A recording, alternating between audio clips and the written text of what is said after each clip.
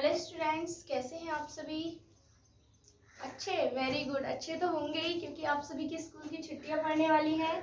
तो कल की क्लास में अगर किसी को कोई डाउट हो तो कमेंट कर सकता है, अभी भी कमेंट में पूछ ले। तो अब हम नेक्स्ट टॉपिक की तरफ चलेंगे।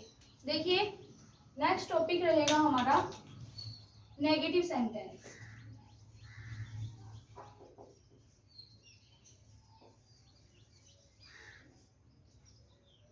Negative sentence.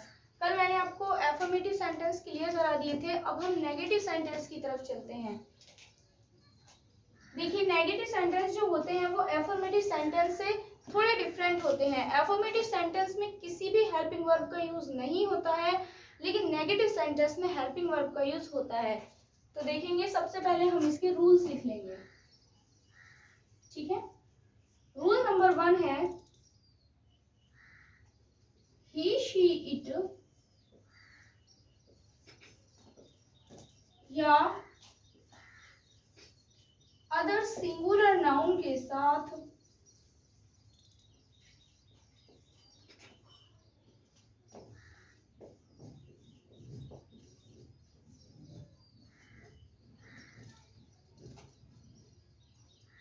हेल्पिंग वर्ब को हम एच भी लिख सकते हैं, डज का यूज करते हैं।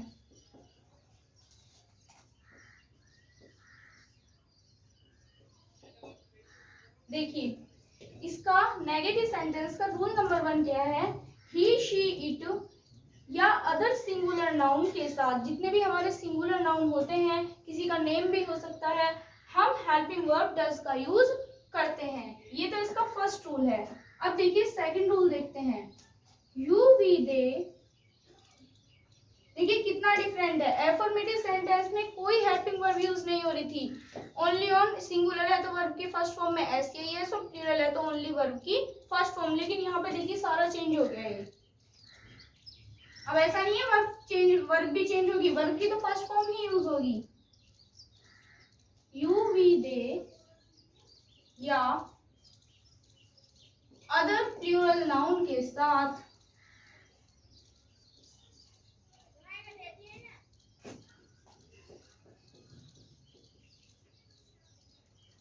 हेल्पिंग वर्ब डू का यूज होता है।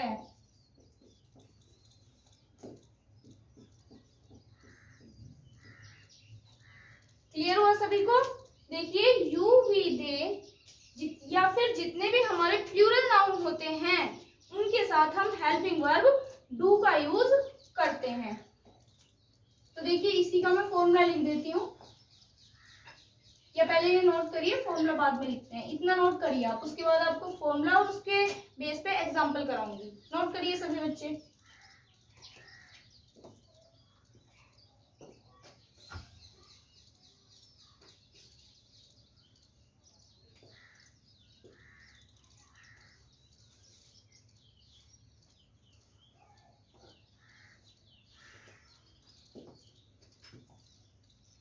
हो गया सभी का नोट?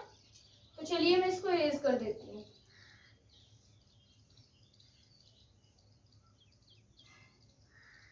इतने में इरेज कर रही हूँ, आप एक बार रूल पढ़ लीजिए, आप फिर अच्छे से फॉर्मूला समझ पाएंगे।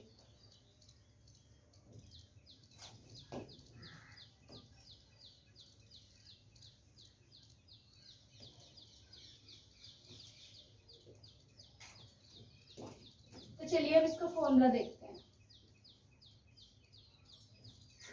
सबसे पहले फॉर्मूले में होता है सब्जेक्ट प्लस, अब हेल्पिंग वर्ब का यूज होगा। एफर्मेटिव में हेल्पिंग वर्ब का यूज नहीं था, अब हेल्पिंग वर्ब का यूज होगा। हेल्पिंग वर्ब यूज होगी हमारी डू या डज। डू या डज लगाएंगे हम according to subject. After that verb first, verb की फर्स्ट फॉर्म का ही यूज होगा। Subject plus helping verb do या डज प्लस वर्ब, सॉरी उसके बाद नोट भी तो आएगा, नेगेटिव सेंटेंस है, डू या डज प्लस नोट, ठीक है, plus verb first plus object.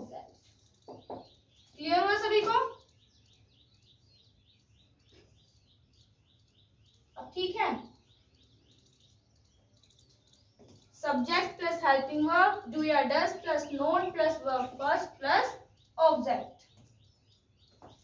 अब देखेंगे इसके एग्जाम्पल। एग्जाम्पल नंबर 1 है, एग्जाम्पल नंबर 1 है मैं आम नहीं खाता हूं। चलो ये ले लेते हैं, मैं आम नहीं खाता हूं।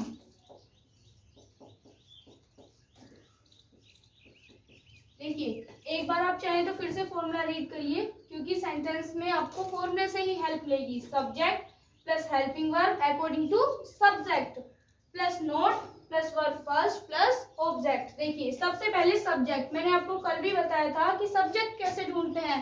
सब्जेक्ट ढूंढने के लिए सेंटेंस में हु वर्ड डाल देते हैं, कौन। मैं आम नहीं खाता हूँ, कौन आम नहीं खाता है, मैं। तो सब्जेक्ट निकल के आया आपका मैं, तो मैं को बोलते हैं हम आई। तो देखिए subject I. After that helping verb, helping verb singular के साथ हम डज लगाते हैं और प्लूरल के साथ हम डू लगाते हैं। तो मैं है हमारा प्लूरल नाउन, तो इसके लिए हम डू का यूज करेंगे। I do. आफ्टर, हाँ बेटा मैं प्लूरल नाउन ही माना जाता है, आई को हम प्लूरल ही मानते हैं। केवल पास्ट कॉन्टिन्यूअस टेंस में आई को सिंगुलर माना जाता है, वहां पे आई के साथ वॉज का यूज होता है। बाकी सभी सेंटेंसेस में आई प्लूरल होता है। I do. आफ्टर दैट देखिए हमारा फॉर्मूला बोल रहा है नोट के लिए, तो देखिए नहीं भी सेंटेंस में है, I do not. After that verb first, देखिए वर्ब क्या हो रहा है, खाना। खाने को क्या बोलते हैं, खाने को बोलते हैं हम ईट। आफ्टर दैट बचा हमारा ऑब्जेक्ट, ऑब्जेक्ट क्या है, आम। I do not eat mangoes.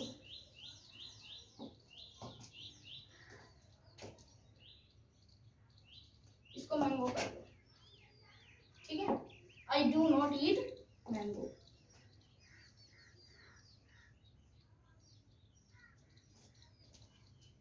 ये एग्जांपल नोट करिए, उसके बाद सेकंड एग्जांपल कराऊंगी।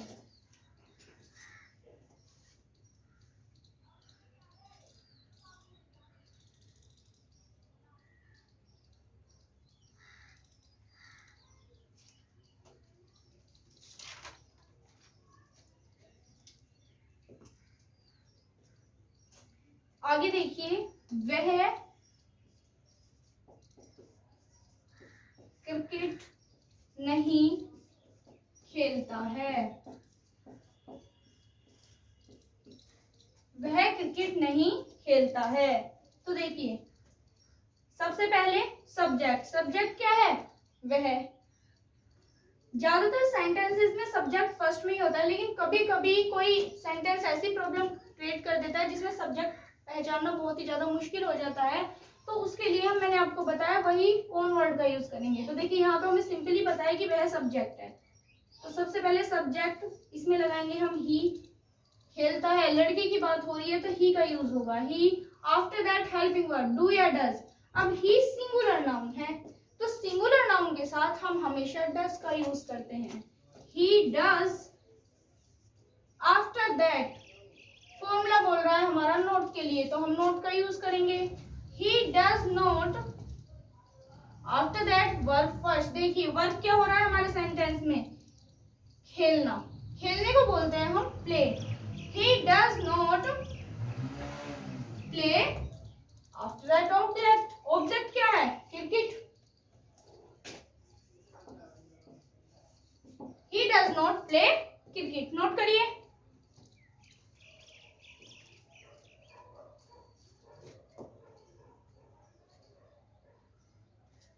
एक आपको नेवर वाला सेंटेंस और बना के दिखाती हूँ, सेम। चलिए इस वाले के बेस पे ले लेते हैं, वह क्रिकेट नहीं खेलता है, इसके बेस पे ले लेंगे, नेवर वाला सेंटेंस बनाएंगे। ये नोट कर लो आप। देखो मैं फर्स्ट वाला इरेज कर देती हूँ।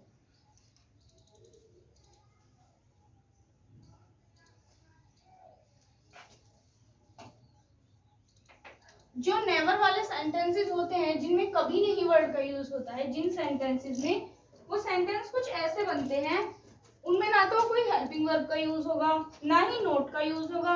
और अगर सिंगुलर सब्जेक्ट है तो वर्ब की फर्स्ट फॉर्म में एस लगाएंगे, और प्लूरल है तो ओनली ऑन वर्ब की फर्स्ट फॉर्म लगाएंगे। मींस नेवर लगाते हैं सेंटेंस में, बाकी सारा सेंटेंस हमारा एफर्मेटिव की तरह बनता है। तो चलिए इसी पे एक एग्जांपल ले लेते हैं। वह क्रिकेट नहीं खेलता है, तो हम एग्जाम्पल नंबर 3 ले लेते हैं। वह क्रिकेट कभी नहीं खेलता है, वह क्रिकेट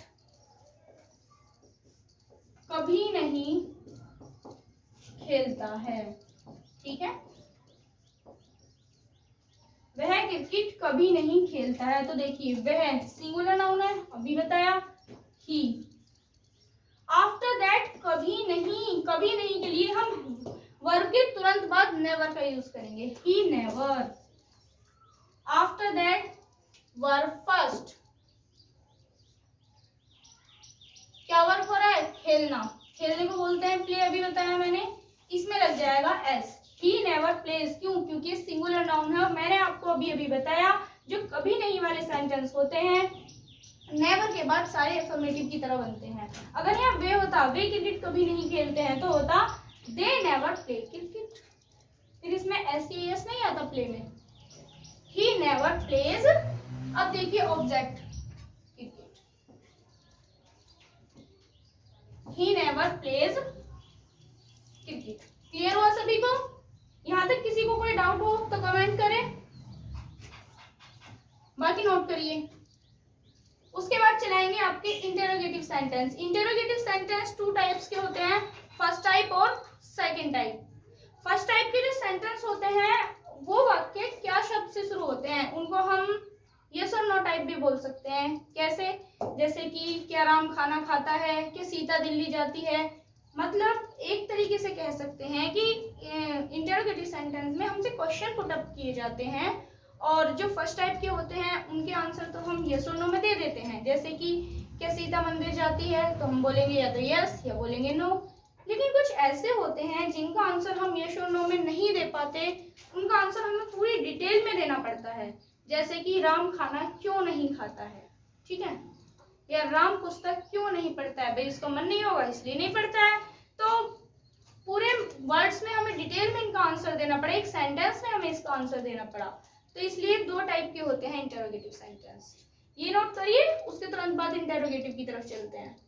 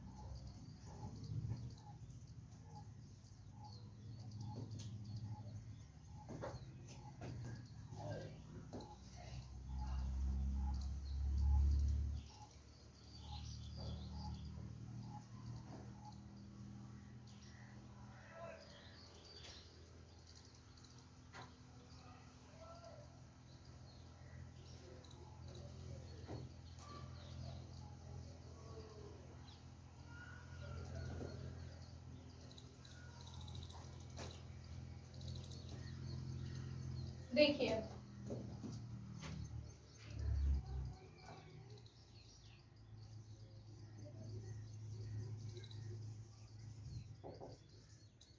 इंटेरोगेटिव सेंटेंस,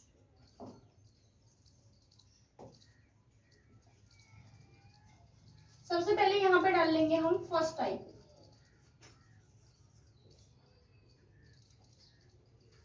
लिखेंगे ये वाक्य क्या शब्द से शुरू होते हैं।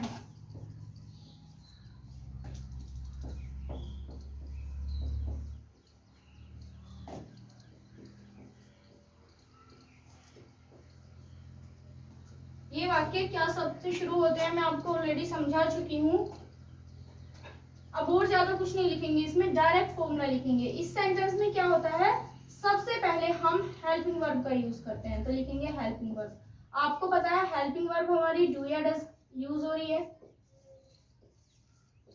प्लस सब्जेक्ट प्लस देखिए नोट। नोट को हम ब्रैकेट में कर लेंगे, क्यों? क्योंकि अगर सेंटेंस में नोट आया तो हम नोट का यूज करेंगे, अदरवाइज हम नोट का यूज नहीं करेंगे। Subject plus helping verb plus subject plus not plus verb first plus object और प्लस क्वेश्चन मार्क। देखिए इंटरोगेटिव सेंटेंस में क्वेश्चन मार्क की बहुत ही ज्यादा इंपॉर्टेंस होती है। तो एक बार फिर से फॉर्मूला रीड करिए, हो गया? तो चलिए देखते हैं एग्जाम्पल। एग्जाम्पल नंबर 1 ले लेते हैं। क्या तुम अब सोते हो?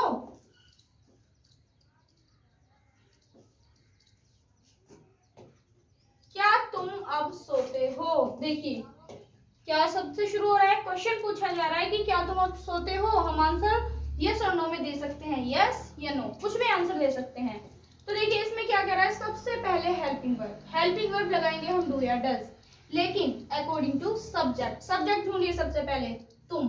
किससे बातें हो रही हैं? तुमसे ही तो हो रही हैं, तुम। तो तुम है प्लूरल नाउन, तो सीधी सी बात है प्लूरल नाउन के साथ हम डू का यूज करेंगे, डू।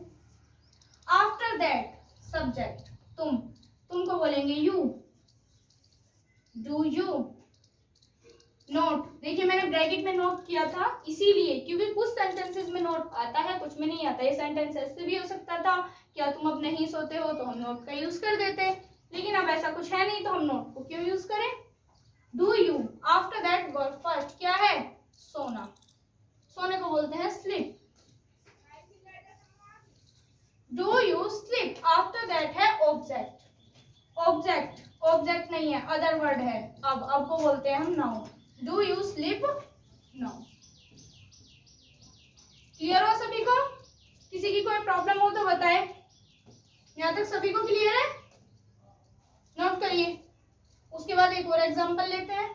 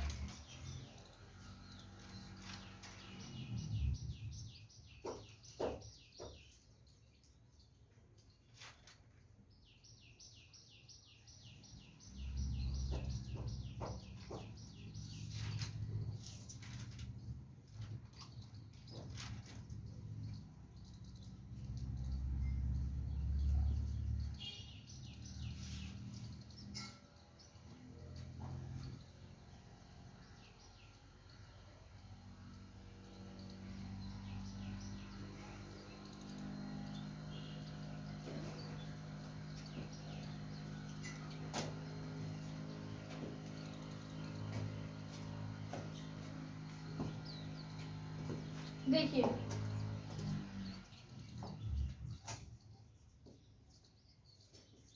क्या चपरासी घंटी नहीं बजाता है? अब ठीक है।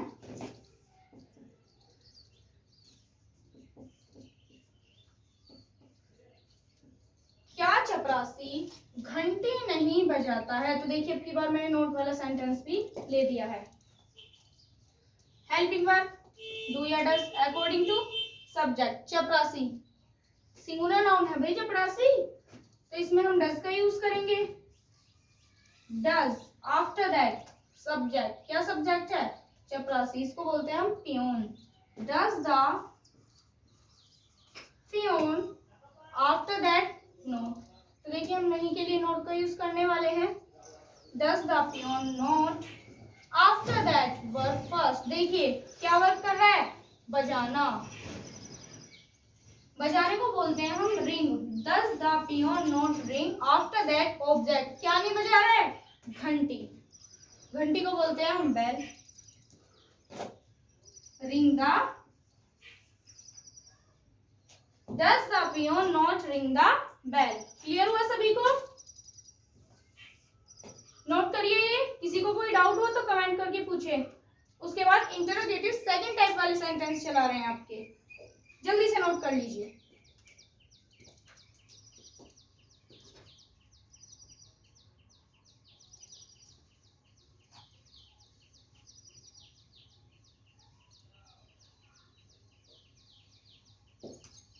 देखिए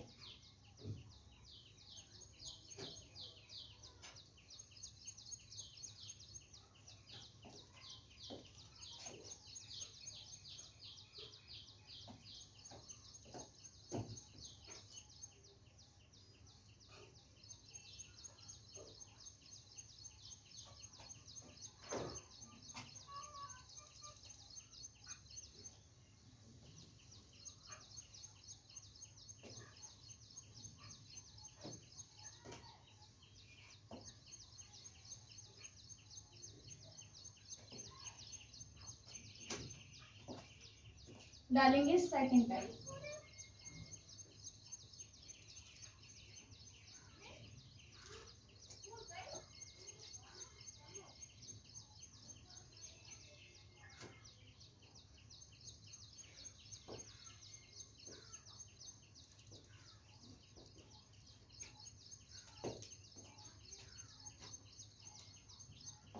लिखेंगे इन वाक्यों के बीच में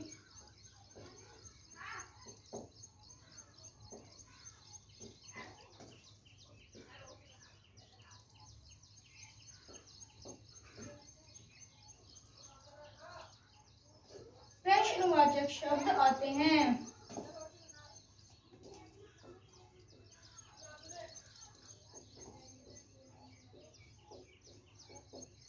देखिए इन वाक्यों के बीच में प्रश्नवाचक शब्द आते हैं। अच्छा ये क्लियर नहीं है, चलिए कोई बात नहीं, क्लियर कर देती हूँ।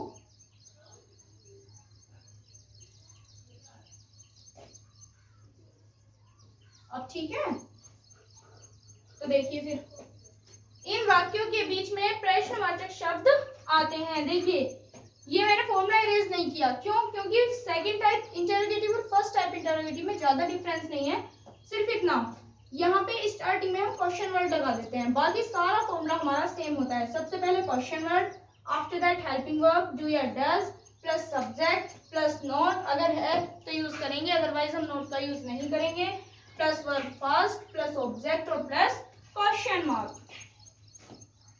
देखिए इसके एग्जांपल देखते हैं। ये क्वेश्चन वर्ड क्या है?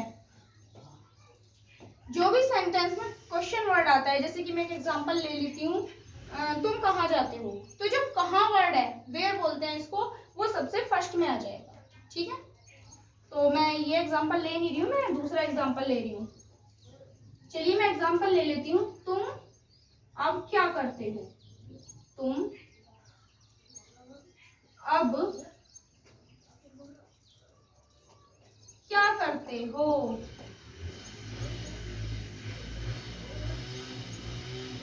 ठीक है, सबसे पहले देखिए क्वेश्चन वर्ड ढूंढिए। इसमें क्वेश्चन वर्ड ये मिल गया हमें, क्या? ये तो क्वेश्चन कर रहा है कि तुम अब क्या करते हो, तो हमसे क्वेश्चन किया गया क्या, तो क्या को बोलते हैं हम वोट। यहाँ पे आंख बंद करके वोट पुट अप कर दीजिए। क्यों? क्योंकि हमारा फॉर्मूला बोल रहा है क्वेश्चन वर्ड के लिए, हम तो फॉर्मूले की सुनेंगे। After that helping verb, helping verb use होगी डू या does according to subject. Subject क्या है? किससे पूछा जा रहा है कि क्या करते हो? तुमसे, तो तुम को बोलते हैं यू। अब यू है हमारा प्लूरल नाउन, तो प्लूरल नाउन के साथ आएगा do, what do. After that subject, subject हमारा you, what do you. After that verb first, verb क्या हो रही है? करना। देखिए कितनी अच्छी बात है, हेल्पिंग वर्ब भी डू और करने को भी हम डू ही बोलते हैं, what do you do. After that object नहीं है, अदर वर्ड है इसमें, noun, what do you do now. Clear हुआ सभी को सेंटेंस? वेरी गुड, नोट करिए। अब दूसरा एग्जांपल लेंगे हम।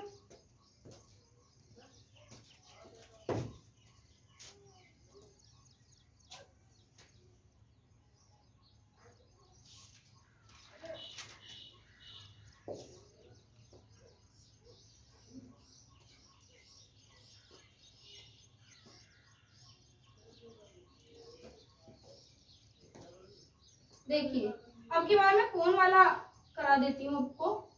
तुम्हें अब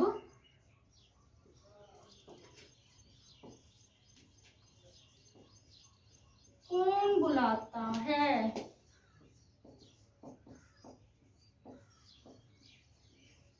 तो देखिए कौन वाले सेंटेंस में सबसे पहले हम हु का यूज कर लेंगे, हु। याद रहे एक तो नेवर वाले सेंटेंस और एक कौन वाले सेंटेंस में कभी भी हम हेल्पिंग वर्ब का यूज नहीं करते हैं, क्योंकि इसमें सब्जेक्ट तो होता ही नहीं है। भाई देखिए तुम्हें कौन बुलाता है, कौन, इसमें तो ऑलरेडी कौन डला हुआ है, तो यानी कि इसको तो खुद नहीं पता सब्जेक्ट क्या है। तो हु, बस हु लगाने के बाद बाकी सारा सेंटेंस एफर्मेटिव की तरह बनेगा, सारा सेंटेंस एफर्मेटिव की तरह बनेगा। Who calls, CALLS calls you. Now देखिए और क्वेश्चन मार्क, सारा सेंटेंस हु लगाने के बाद आगे का सारा सेंटेंस एफर्मेटिव की तरह बनेगा। देखिए हु हेल्पिंग वर्ब का यूज होगा नहीं, direct verb first plus SCIS plus subject, subject तो इसमें है ही नहीं, प्लस ये word plus other word. Who calls you now. Clear हुआ सभी को? ये भी नोट करिए। उसके बाद चलिए एक एग्जांपल और ले लेंगे हम।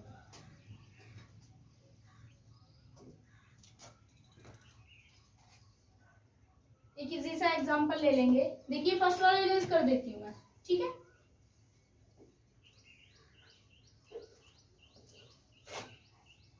एग्जांपल तो बहुत सारे ले सकते हैं हम, कुछ भी बना सकते हैं।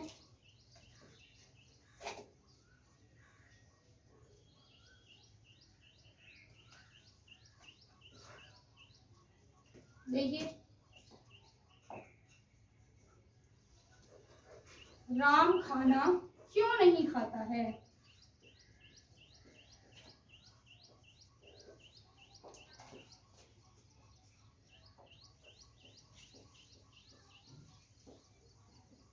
ठीक है, ये एग्जांपल ले लेते हैं। तो देखिए सबसे पहले हेल्पिंग वर्ब, सबसे पहले क्वेश्चन वर्ड है क्यों, क्यों बोलते हैं हम, why. After that helping verb do या डज। सीधी सी बात है, हमें पता है राम सिंगुलर नाउन है और सिंगुलर नाउन के साथ हमेशा डज का यूज होता है, why does. After that subject क्या है, राम। After that not. देखिए सेंटेंस में नोट भी है, कितनी बेस्ट है हमारे लिए, बहुत अच्छी बात है। Why does Ram note. एक बात और, किसी भी नेम का फर्स्ट लेटर चाहे वो नेम बीच में ही क्यों ना आए हमेशा कैपिटल बनता है, ठीक है। किसी भी नेम का फर्स्ट लेटर हमेशा कैपिटल बनता है। किसी भी होली बुक का फर्स्ट लेटर जैसे कि रामायण, गीता, कुरान, बाइबल, इनके फर्स्ट लेटर हमेशा कैपिटल बनेंगे। किसी भी हिस्टोरिकल प्लेस का फर्स्ट लेटर जैसे कि रेड फोर्ट, ताजमहल, ठीक है, इन सबके, लोटस टेम्पल, इन सबके फर्स्ट लेटर हमेशा कैपिटल बनेंगे। किसी भी ग्रेट लीडर जैसे कि महात्मा गांधी, जवाहरलाल नेहरू, ठीक है, नरेंद्र मोदी, कोई भी लीडर हो उसका फर्स्ट लेटर भी कैपिटल बनेगा। व्हाई डज राम नोट, चलिए come to the point, why does Ram not. After that verb first, क्या वर्ब हो रहा है, खाता। खाता को मतलब खाना, खाने को बोलते हैं हम ईट। आफ्टर दैट ऑब्जेक्ट क्या है, खाना। Why does Ram note eat the food. चलिए आप बना के देखिए, सीता मंदिर क्यों नहीं जाती है, बना के मुझे कमेंट में करना इसका आंसर, ठीक है। चलिए मैं लिख देती हूँ, इसका आंसर मुझे आप कमेंट में बताओगे।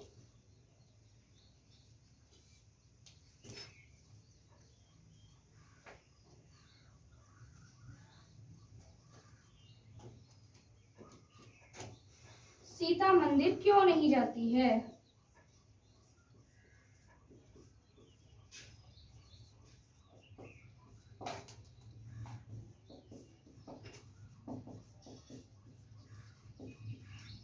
ठीक है, जल्दी से इसका आंसर आप मुझे कमेंट में देंगे।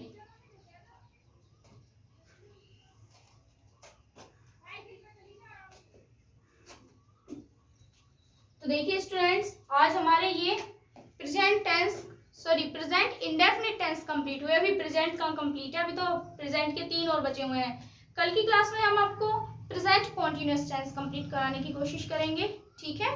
तो आज के लिए इतना ही। Thank you.